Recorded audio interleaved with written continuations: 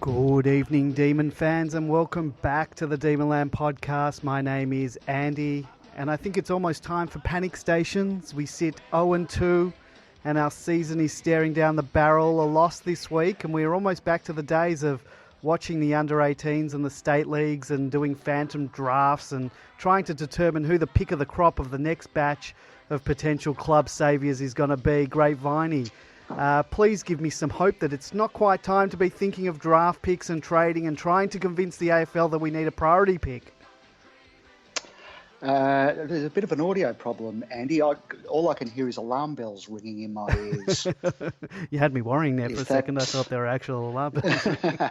No, look, I think the only way to lighten the mood, I've come up with an idea for a giveaway. Yep. We're always enticing people to join in the show, call in, share your thoughts with us. And I think tonight as a giveaway, we've got an abundance of inside 50s to give away to Demonlanders. There's so many, we're just handing them out by the... Can't give them. By the bagful, actually. And you can do what you like with them, give them to the opposition, waste them, throw them away. Well, it doesn't matter because there's plenty more where that came from. We'll talk about it in a minute, but those Inside 50s look like they'll just come straight back out. If you would like to join our program tonight to discuss any of the topics that we talk about, and we love hearing from Demonlanders. I know there's quite a few listening live. We'd love to hear your thoughts on anything that we talk about, so give us a call, 03 9016 3666, or Skype us at Demonland31. If you're listening to the show live, you can join us in our chat room. You can ask us a question there. You can post your comments. We'll read some of them out. Head over to demonland.com/podcast. If you're listening to this later on SoundCloud, on demonland.com, or via iTunes or an Android podcasting app, subscribe to us, and you can receive updates when a new show drops. Don't forget to leave us a favourable review, and you can help more people find us that way. Follow us on Facebook, facebook.com/Demonland31, Twitter @Demonland, Instagram @Demonland31. Search for us on YouTube, Demonland Podcast, and you can listen to some of the interviews that Grapeviney and I have conducted with current and past players and coaches. Or just join us at demonland.com, join up to the forum and chat with us about your favourite football club. And sometimes chatting about that favourite football club can be very, very frustrating, like it was this week. Grapeviney, what went wrong? I mean, where do we start? First of all, most things went wrong. Well, not most, a lot. There were some positives there. It was a pleasure to watch Clayton Oliver again. Yep. Was that close to his best game? It was. For the club? I know he got the best. It was best in terms of numbers, but it was up there in terms of the better games that he's played. Well, when you lose by 80, and that's saying something for someone who set such a high standard. When you lose a game by 80 points, it's hard to sort of make that claim. Even though he's, stats wise, it was great. But yeah, I found what you just said about, there being some positives, and there were with some players sort of coming back into form, but it's hard to sort of, those positives, it's hard to, for someone so negative as me, it's hard to see those positives when you look at the scoreline that resembles one of the games in 2010 or 2011, 2012. And look, hard. They might not be positives at all. The fact that the midfield did largely, played a lot better than they did against Port Adelaide the week before. And I think apart from that patch in the first quarter, were back on top in terms of contested possessions. I think the fact that the midfield played a pretty good games, and yet we still lost by 80. Perhaps that's concerning, than a negative rather than a positive. But I think there are holes in the back line which we know about, and blockages going forward, and that's probably the greatest concern of them all, and one which we saw last year and hasn't been rectified adequately yet. Quite a bit was made in the first quarter of the contested possessions. Were absolutely smashed in it, sort of evened out towards the end of the game. But we smashed them in the clearances. We smashed them centre clearances, smashed them inside 50s. yet that score line in the end, it's got to be a big worry. That even though we're doing all these things, we're winning those clearances, winning those inside 50s, but then not being able to score and having run-ons of multiple 5-6 goals in a row kicked against us. It's big worrying signs for me. Yeah, I mean, the inside 50s weren't of a high quality, were they? It was either bomb it long, and sort of, bomb it long and straight, Yep. In which case Geelong had a spare man there to intercept virtually every time. Rarely worried by a Melbourne player, or we went very wide. And that's not the way to put goals on the board. It's just not a meaningful entry. No, definitely not. It just seemed like every time we went forward, they did have that. How did they have a loose man back there every time? I mean, we know with the 666, it's harder to do that, but they seem to have it every time. We never seem to do it. Yeah, look, I'm not sure. We weren't at the ground, so it's hard to tell on TV whether there was someone permanently stationed there. But I did find it odd during the night that we didn't seem to try and change our method of attack or going forward. We just continued to bomb it long or go wide. And I don't know whether Goody didn't even up the numbers or whether, he could have looked at alternative setups. But, yeah, it seemed very static the whole night. And, yeah, none of the sort of the quick play on or crossing the ball, changing the angles. The team just seemed bereft of ideas in attack. It's Tom McDonald seems to be down on form, definitely not showing what he showed last year. He's not taking those marks. I know it was a bit wet, so it was a bit harder to take those marks, but it's not just him. Wiedemann's not he hasn't been a presence this year at all. I mean, he took a ripper mark in the first game, but that's probably all he's done. And we also... But it's not like... Yeah. Also, when Max has a rest, and I'm not saying we need to bring in Bruce as a second ruckman as yet, but we lose, that one of those big men every time Max has a rest. But then again, that happened last year as well, and it didn't seem to bother us then. So, is the issue that Wiedemann and McDonald are down on form and or confidence, or that we don't have the right setup in there and the delivery's not right? Because I mean, I don't recall T-Mac dropping all that many marks. It's not like we had a whole lot of opportunities that we didn't capitalise on. And I just, it's the speed of the ball movement, which I think is catching us out at the moment. But also, when we do bomb it in and we sort of have... they end up double teamed. Yeah, they end up spoiling each other. And I think at the moment we really don't have a crumbing forward. Hannon's obviously out. Jeffy's been out. Jeffy might come back this week, but I don't know. His form over the last year hasn't been so inspiring that I think he's going to be the one to... we know that he can play that role, but whether he's going to be the saviour down there. Vandenberg being out's a big loss as well. Not quite a crumbing forward, but sort of that big... No, look, the absence of the small forward, the crumbing forward is glaring at the moment. And as you say, we'll talk about it later. It might see Jeffy recalled, perhaps ahead of schedule. Now, I guess we can't... And also, before I go on to the next person, Neil Bullen, I think as well, isn't playing that role of a crumbing forward. We say that he's there because he can pop up and kick a couple of goals. He's really not even getting his hands on the ball at the moment. I think he's been very disappointing this year. And look, we've got we've got Lockhart and Sparrow, and they can't be saviours. They're rookies, so I think they're doing an all right job. But yeah.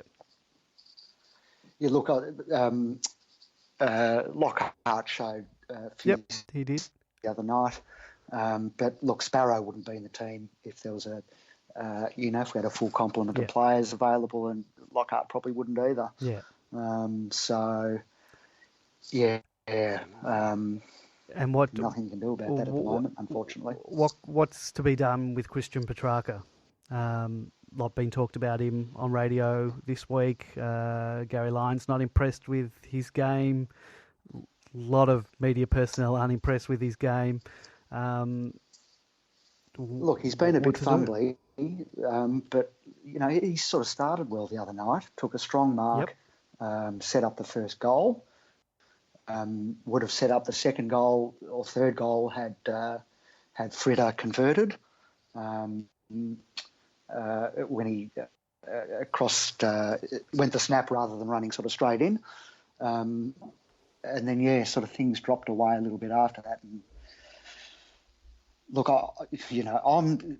people are talking about trading him, which I think is ridiculous, and I don't even really think it's time for a stint at Casey.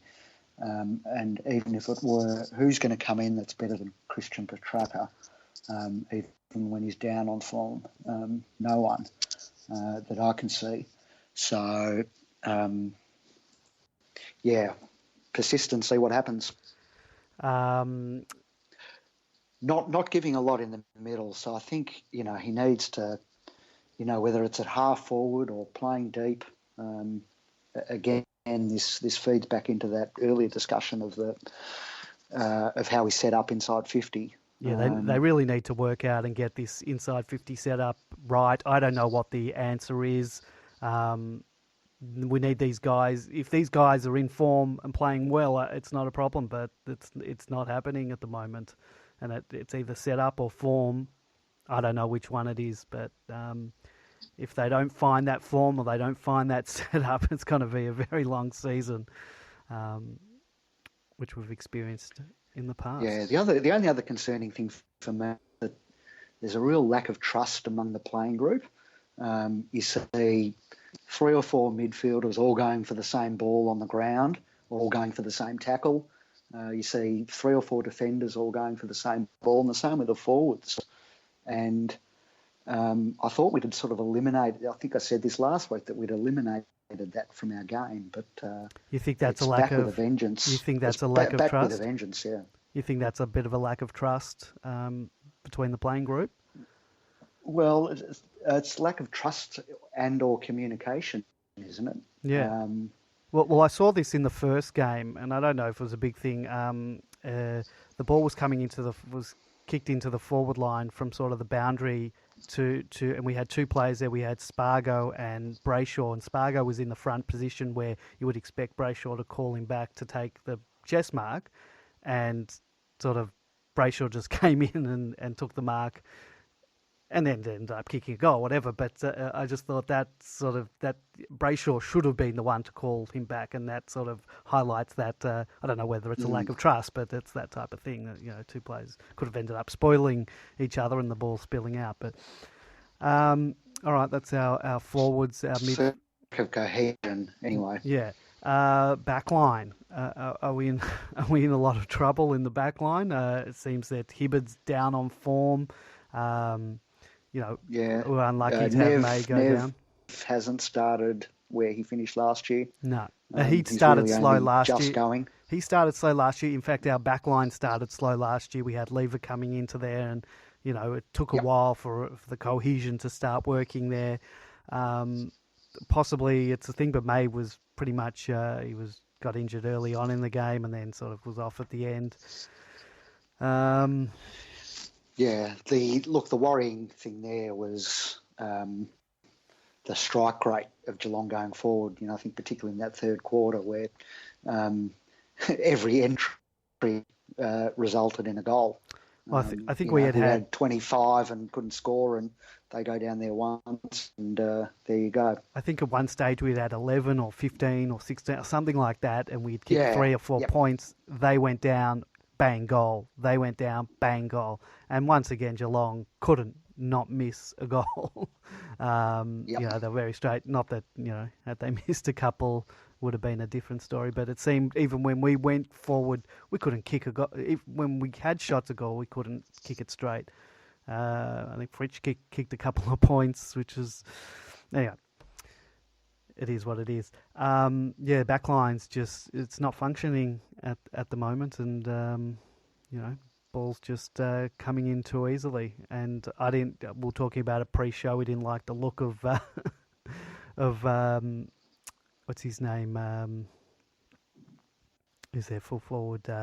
Hawkins just passing off handballing off the ball to rookie to get his first goal. That's making a mockery of us. Yeah. And really, I hope Goodwin replays that to the boys during the week, because that's laughing at us, and we've got to be better than that. Are you worried about being 0-2? Can the season be salvaged? I know what did we start off last year? We were 2-3 or something. 2 wins, 3 losses. Yep. 5 games in last year.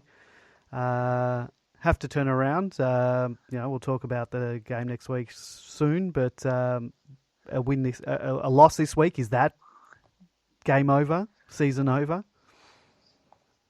Well, not technically, but the fact that Essendon are pretty poor, you then start to have sort of concerns about really whether we are the real deal. The season can be salvaged from 0-2 and even 0-3. We discussed that, a little bit last week, and rules are being broken all the time. We've only just seen for the first time ever sides winning it from sort of outside the top 4, the Bulldogs, a few years ago. So, it absolutely can be salvaged, despite what history says. But if we lose to a pretty average Bombers team, then there's concerns, major concerns. I never like playing a team who's also down on, but then I guess we can say that we're in a similar position to them. When a team's staring down the barrel of their season.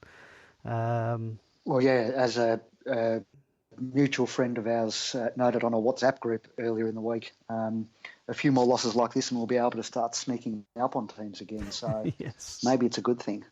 Maybe. Get it out of the way and then we'll be underdogs again every week. So I must say, what does this ring a bell to you? I think this is the correct round 3.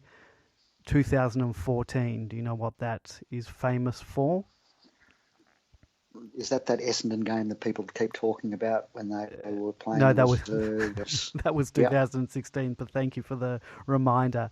We're talking about the Salem game. No, round 3, 2014 was the last time, I think, because I found this just online. The last time we were bottom of the ladder. Right, there you go. No. I didn't like to see that, and I had quite a few friends this week send me screenshots of newspapers they'd taken a photo of, just to sort of stick it in just that little bit. Most of them are Carlton supporters. I don't know what they're so happy about. But... Well, look, but you bring up an important point though, because and going back to that earlier discussion of can the season be salvaged from here? When you've got a percentage of 50%, which is where we are at the moment, that's where things might become problematic down the track, and potentially needing, if you've got a low percentage, needing to win an extra game to qualify for finals. We didn't have a great percentage at the start of last year, although it was nowhere near as low as 50%. But really, the only way to correct huge losses like that are with huge wins, and we had a series of them last year, and we'd better cross our fingers that we can get on a similar run again this year.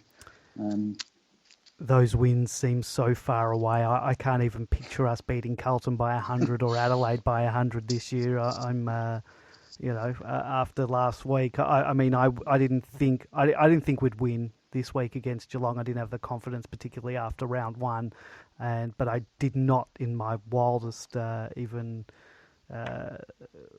nightmares, did I think we'd lose by 80 points. I thought maybe 5 goals, worst 50 points, but 80 is those dark days of 6-7 years ago. And D. Oldfart makes a good point in the chat room that this Friday night's a must-win game for the players' confidence, which I think is true. I think if they were beaten by the second-ranked bottom team, I think that would be a real hit to our self-belief. The AFL must be absolutely pulling their hair out because they would have thought that this upcoming game would have been a blockbuster. Two emerging teams, Essendon were the darling of the pre-season. They're on the Channel 7 ads as sort of, it had Collingwood, Melbourne and Essendon. Well, Essendon doesn't really deserve to be up there, do they? Well, they've been given the bounty of Friday night, Thursday, all those games, the blockbuster schedule.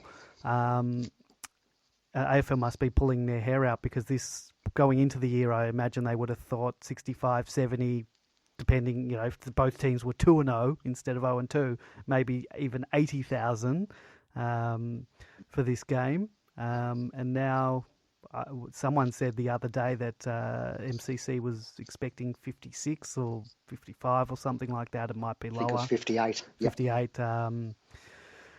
I wonder, though, whether that's now a transport issue as well. Because they didn't... I think they got unders last week for Richmond Collingwood on the Friday night. And I would have thought that's because people are finding it too difficult to either get in or get out. Yeah, both of us are affected by that. Those train lines that anyone living south of the city is. Yeah, and it's crazy because I'm just trying to think how I'm going to get to the ground because I don't want to take those buses. I can't be on the bus. I don't know for that. I just want to get to the footy as quick as possible, but. It doesn't make it. It's not making it easy. The key is to go slightly east, and I think get in on one of the Lilydale or Alamein lines as they get closer to the city. Yeah, might have to around Malvern and that area. Yeah, might have to try something like that. All right, we'll move on. Bottom of the ladder. I wouldn't be surprised if that's part of the issue with the low attendances. Well, great, because finally we get... Or reduced attendances, yep. Finally we get a home game against Essendon, and both teams are travelling terrible. There's train issues, and thank you AFL for screwing us. I was going to talk about this later, but now that I mentioned it about that, did you know that this is our first home game against Essendon since, and I'll give you the round as well, round 15, 2010. Can you believe that?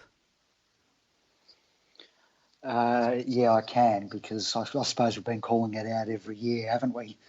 How is that? How is that possible? Well, really, I know what it is. It's the Clash Guernsey. No one wants to join me in this conspiracy theory, but it's the Clash Guernsey. That they don't have one. Well, they sometimes do, because they sometimes pull out this They've red got number. that grey one. But we've always been forced to wear that horrible white one. I don't mind the one we wore, because I actually like our Clash strip now. But how could we not have had a home game against them? I don't understand this whole evening up the fixture. There's got to be a reason behind it. It can't be a mistake that they just have forgotten about us. No, but it could be, you get evened out for things like, let's say, AFL might have thought, well, Melbourne's got Queen's Birthday as a home game every year. Yeah, but they've got Anzac Day and Arcus in the past. Don't make But, excuses for them. yeah. Just go along with me. Yes. But it's not just Essendon. Geelong.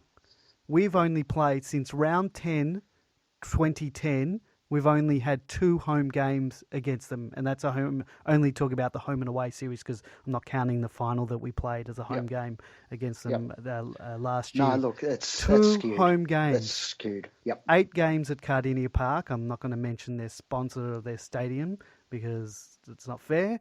8 over at Cardinia Park, 2 at the G, 1 at Marvel, and the Marvel one was actually their home game. I shouldn't mention Marvel either. There you go. But yeah, that's Docklands, yes. But it's not fair, and I haven't looked at West Coast yet. I'm positive that we have only played a few fingersful home games in the last 10 years against them. Yeah, one of them was with Roosie, and we got thrashed. We did. Yep. 90 odd, I think. Yep. But what do you remember? But yeah, there's not many others. And then we're playing. All right, this year we're playing West Coast. Our home game against them is in the Northern Territory. But I really don't think. I know we'll go back and maybe next week I'll pull it out about how many. And Adelaide, I can't remember playing. We've played them only a couple of times at the G in the last few years. And I know last year we played our home game in the Northern Territory as well. But yeah, I'd like to see the stats. I think we're getting screwed in the fixture stakes. And I think the last time we played Adelaide at the G was that 2011. No, it was. We've had one more. We've had one more recent than that. We lost it. I remember I was in Queensland at the time. I watched it on TV. Right. As a couple. That of was years the ago. turning point for Tringove and Grimes. That 2011 game, which we won by 15 goals, but Trina's got suspended. Yes, and for Grimes the tackle. got injured. That was the time he tackled Dangerfield and got suspended, and then Dangerfield kicked 5 or 6 goals the next week. Yes, aided by concussion. Yeah. So moving on to the Casey game. We were lucky enough to have one of the Demonland posters go down there and give us a couple of... he said Spargo was disappointing, slow start, got into a little bit, but was a long way from a senior recall and even a bit longer because apparently he's... I don't think he's got a broken jaw because it said jaw and then he's out for only a week, so it can't be a broken jaw. But it talked about I thought I read that a plate was inserted. Okay. And it was a broken jaw, but it then said, but only 2 weeks. I thought that sounds bizarrely, oddly short for a break.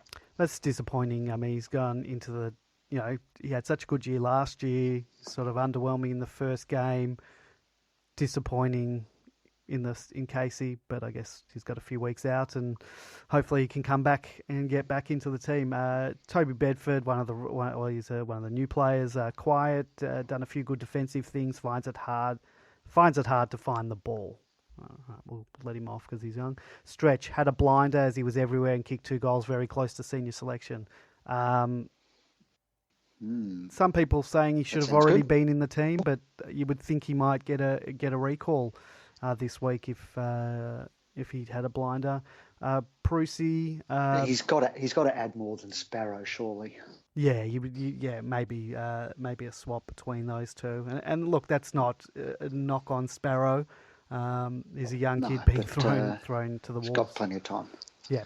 Prusy beat his opponent in Zach Smith, but needs to do more around the ground. I think that was almost the same thing as last week that Drunken 167 mentioned that. And these are coming from Demonland poster Werry D. Maynard, nothing to write home about. Really a few good inside things, but he isn't playing near his best. It's good to see Werrity describing players using words other than spud, which is the only word he seems to use when talking about Frost and Omac. And it makes me cringe to see that word. It's all right to criticise a player, but articulate it properly. Don't call them a spud. Well, you obviously don't read the match day threads because there's a lot of spuds being thrown around in that thread. Well, that's it's a lawless land in there. Yes. And I must say, if anyone is reading the game day threads, they are lightly moderated. I want to watch the game. I don't want to be deleting posts. Obviously, we don't allow, if anyone crosses the line. But those threads are a bit lawless. Well, yeah, we tend to be watching the game. Well, I don't. If I'm watching at home, I do sort of have a look at the match day thread while I'm watching on TV. But if I'm at the game, I don't pull out my phone while I'm there.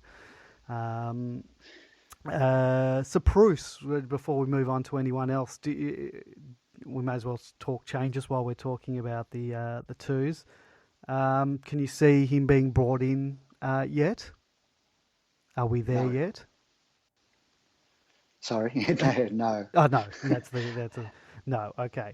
Baker, just a game, done a few good runs, but that was about it. There's a lot of people that want to see what Baker can do, but I guess he's coming off some hamstring issues.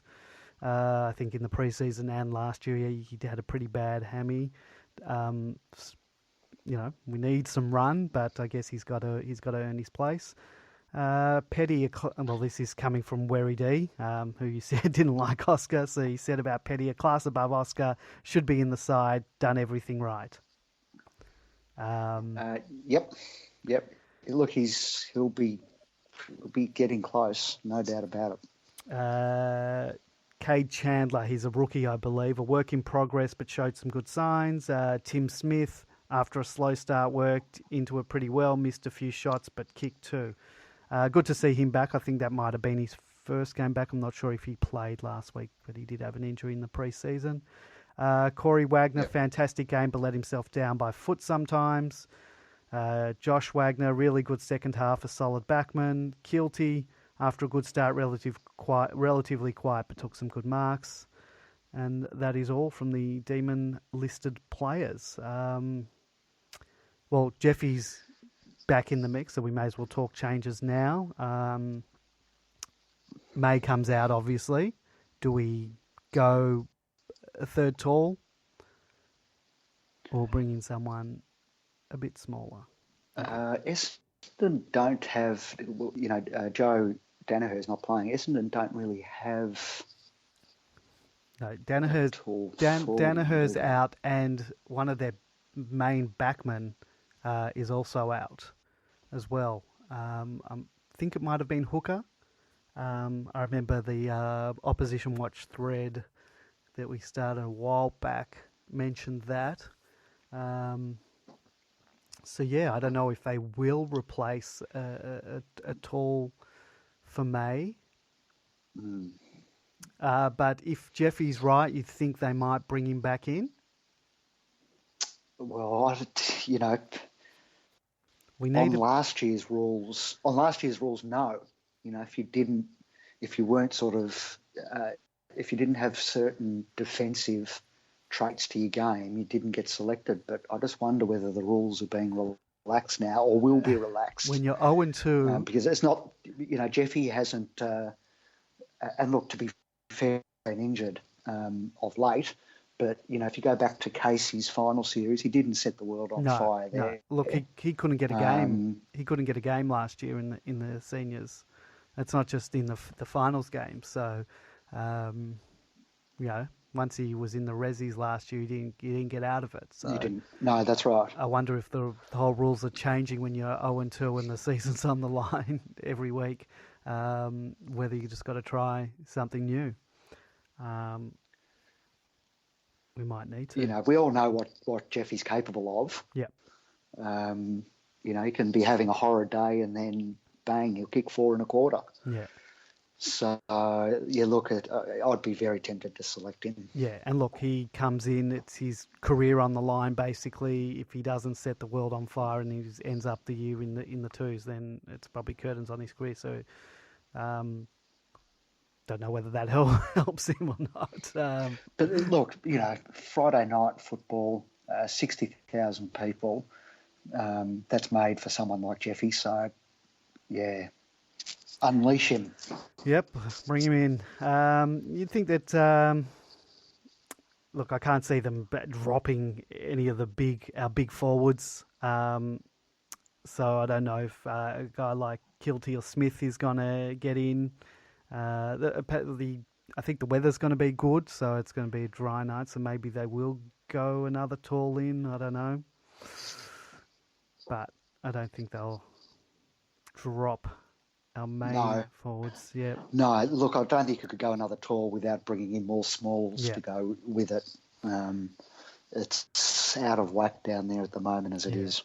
Yeah, so I think Jeffy might get a call up. I think Stretch might as well, and you might see some of, whether it's Sparrow or Lockhart going out. Or Sparrow and Nim for Jeffy and Stretch. Yeah. And it's just a question of when or if they're going to bring in Bruce. I don't know. I don't think they will this week. And then for May, Kilty. Petty. Yeah, well, look, Kilty's been playing in the forward line. Or depends whether they want to go a little bit shorter. Yeah, possibly. The May injury, Gary Lyon and May had a bit of a back and forth.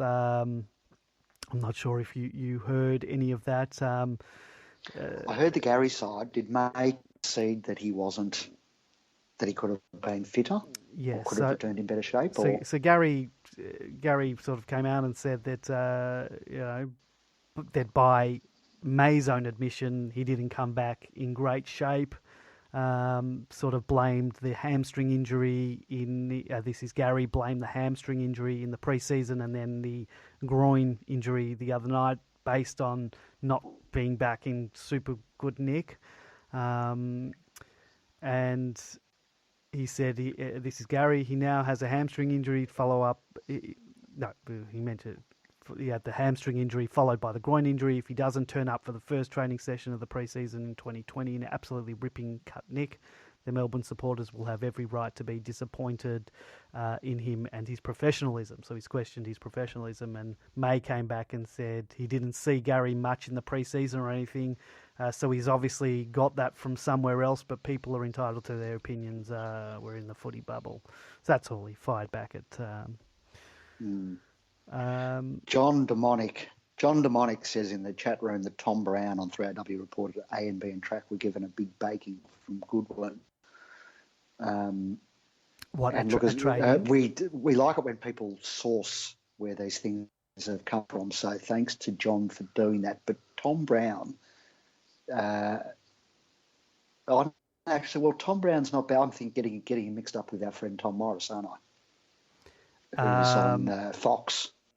Who's the guy on the couch that comes on? Yeah, that's Tom Morris. Tom Morris, yeah, that's who you don't like. Yes.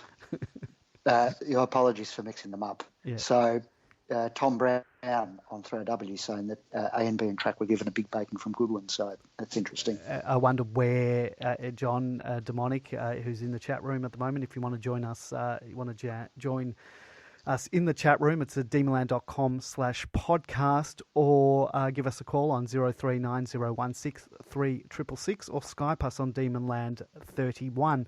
I'd love to know whether that was at training, sort of in the public view, or it's been corrected by John Demonic, and he did mean Tom Morris. He did mean. So I'd take that with a grain of salt, because most of what comes out of Tom Morris's mouth is invented. Or imagined. Yeah, okay. Fair enough. We'll leave that one there. But, if they did get a baking, we'd like to know whether that was in view of everyone or whether that's come from a leak from the club. I saw D. Old Fart in the chat room mention that he liked the way Lockhart went about it, but didn't get much of the ball. Promising debut. I put this on Twitter. I tried to ask, there's a guy on Twitter, Sir Swamp Thing, who always has these stats. I tried to get his attention by asking him if Lockhart joined. I wasn't sure whether Lockhart kicked that goal with his first kick. I think he did. And I tried to get the club to confirm, and they didn't respond. I have a feeling it was his first kick goal. So he joins that illustrious club. club. And I wanted to know from Sir Swamp Thing how many players are on, or since records were taken for that type of thing, how many players are on that list. It's a pretty good goal. He didn't mind. He had a crack in, didn't he, Lockhart? Yeah. I really liked that goal. He sold the candy. I liked him. I like going for Joel Selwood too. Yeah, I did like that, and Joel Selwood wasn't happy with that. But yeah, Nope. I did like that about him. Joel Selwood's never happy about anything, is he? No. Oh, can I tell you, he ducks his perpetual head. State of whinge. Every time he's on the ground and gets tackled, he gets up and he's complaining. I can't stand him. I was so happy when we beat them in that final, but would have liked to have beaten them again. Not to be. So this week, did you read or see the vision about what we're playing for this week? It's the Reach Let's Tear Online Bullying Down. And I believe that the banner will be made up of, like each little square on the banner is made up of mean tweets, actual mean tweets. Yep.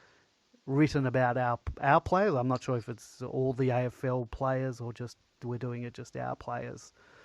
They probably could have gone to demonland.com in the game day threads, or at least going back to 2012, 2013. No. There's no need to go into the game day threads. All you need to do is to go into the thread talking about the Reach campaign of online bullying, which is rapidly descending and has probably reached bullying stage by now. The last time I checked in on it about an hour ago, things were starting to fire up in there. So, which is disappointing because I don't really know why we need to argue about the merits of something so obvious.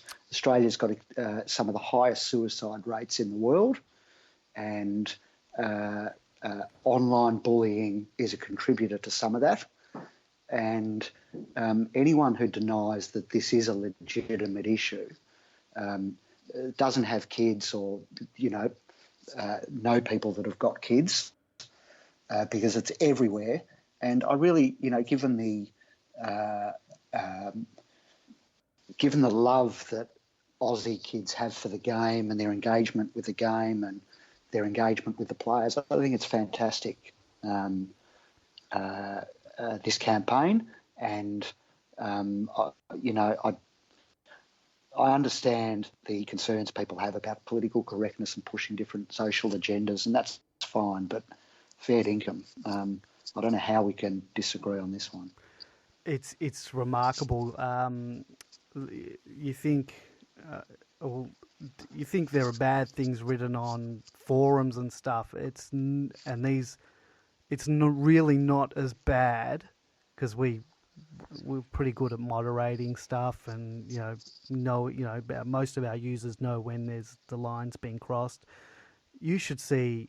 I mean, you're on Twitter, so you probably see it there. But Facebook is just terrible with some of the comments you would have seen in the news. Some of the racist comments that come out, some of the sexist comments in regards to the AFLW.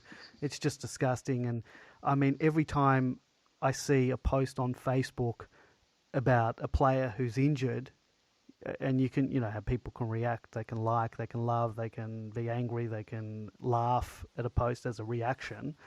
There's people laughing at players getting injured, even opposition players. I think it's disgusting. And this is one of the things that, the D's are trying to get behind to curb, online bullying. But it's I don't know. It's I don't know what you do. You ban these people. I mean, on Facebook as well is particularly bad because people are using their real name. It's not even like an anonymous person on a forum. Like, people have the guts to say disgusting things using their real name, which people in their lives can see. I don't know. Yep. It's disgusting. Anyway, so this week, what do you think? Are we going to do it? We're going to get the job done? We're going to turn our season around. Give me some hope. Sell me false hope at the moment. That's all I'm looking for. You don't sound I've got to convincing. admit, some of the sheen has come off my own usual confidence. So I'm approaching Friday night with a sense of curiosity rather than hope, I think. Look, I'm. It'd be interesting to see what transpires. You briefly mentioned the 2016 game we played against the Bombers at the G, where we were playing virtually their seconds team and lost.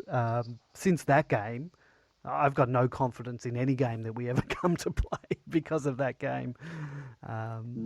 We haven't lost Essendon since then, though. No, I think, and we beat them before that too. We've actually accounted for them quite comfortably the last couple of years. But those games were at our fortress. Yes, the Docklands Stadium, not at the MCG. The MCG is not. Well, so far this year hasn't been a happy hunting ground. We've only played one game there, but let's get a win on the big stage. Just to return to the earlier topic, D. Oldfart says that Nev was on 360 talking about the Reach campaign. Yep. And mentioned that online abuse affected his form before he had support around him from the club. Now, I don't think that this campaign is it just targeted at footy players, or it's targeted at all online bullying? I think it's all, if it's from Reach, it's probably all online bullying, but I think Melbourne's taking it from a footy perspective as well. And, well, there you go. There's a perfect example of it, that you don't need to be even a 10-year-old kid to be affected by it. You can be a professional footballer. And it can have impact. Well, we know from last year. I think Lever had mentioned that he got off Twitter because of the abuse that he got, mainly from disgruntled Adelaide supporters who weren't happy with him leaving. But yeah, I can see, and I've seen other AFL players mention stuff about online abuse, and it's not great. No. And look, it was interesting. We saw Liam Ryan copped racist abuse a couple of weeks ago, and there was a bit of an outcry about that. But I saw Peter Hellier talking about it on the project, and he was saying, that people need to stop and think about the contribution that Indigenous players make to the game and how they're so exciting to watch, and are responsible for providing us with so many thrills. Well, that misses the point. It's not about how good they are as players. They don't deserve to be treated that way, full stop. Be the worst player in the AFL. It doesn't mean you're fair game for abuse or racism or bullying. Well, it was the same thing about that's a similar thing to the Eddie Maguire comment that he said, "Oh, well, if I would have known she was disabled, then I wouldn't have made that comment." Well, you shouldn't have made that comment anyway. I mean, all right, it shouldn't be. You don't make those comments just because it's exactly the same. But because someone's disabled, that you don't say a disparaging comment about them. That's insulting to them. And Lucifer's Hero made a good point about that the other day in the relevant thread, that as president, Eddie Maguire knows the value of the coin toss to whoever's chosen for that occasion. So there's no excuse for what he said. And I'm actually friends with Cynthia, who did the coin toss. And I am going to the football with her in a couple of weeks' time. I'm going up to Sydney for the Sydney-Melbourne game, and I'll hopefully be watching the game with her and her partner. But they were devastated about Eddie's comments, and having to deal with the sort of the fallout, which lasted for 2 or 3 days. So not good enough. No, definitely not. All right. One more thing I should say about Cynthia, who's a mad footy person, and you'd probably know this because you've seen her at the MCG on occasions. Yep. Her and her partner, their second team, although she's the number one ticket holder at the Swans, they are mad Demon fans in secret. And Melbourne is their second team. It's true. They own quite a bit of Melbourne merchandise.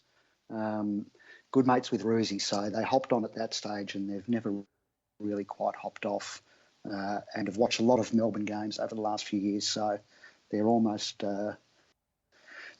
honorary demons. Well, I must say that I'm a Melbourne supporter in secret at times as well.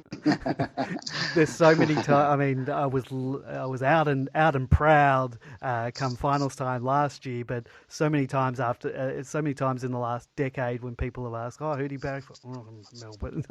I'm whispering it under my breath, and usually get apologies from them, sympathy. But yes, I too am a secret Melbourne fan.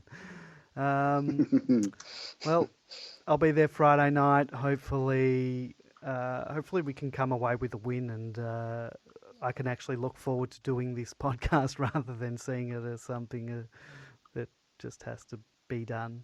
But it'd be nice to get a win and start to enjoy this season, because there was so much hope. I said a few weeks ago I was bullish about this season.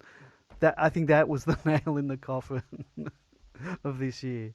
Me being bullish. I should never have got out of my MFC SS. Well, I think, we've all accused not we all, but many have accused the players of drinking their own bath water. I think I was drinking it too. As supporters, we lapped it up as much as anyone. And although we were pretending to put the brakes on, all these Herald Sun predictions that Melbourne would be premiers and the like.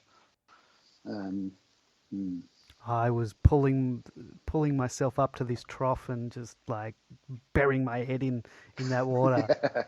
And now I realise taking huge gulps left a bitter taste in my mouth. And yes, let's get back on the winners list. Well, I think with that, let's get back onto the winners list, and we'll hopefully come back next week with a renewed energy. Because otherwise, as I said earlier in the program, it's going to be a very, very long season. Yep. All right. Thank you, Grapeviney. Thank you for listening. Thanks, Andy. And we'll be back next week. And returning next week as well to join us will be Super Mercado. And I'm sure he'll have lots to say about how we're travelling. So let's hope we have a win. All right. See you next week.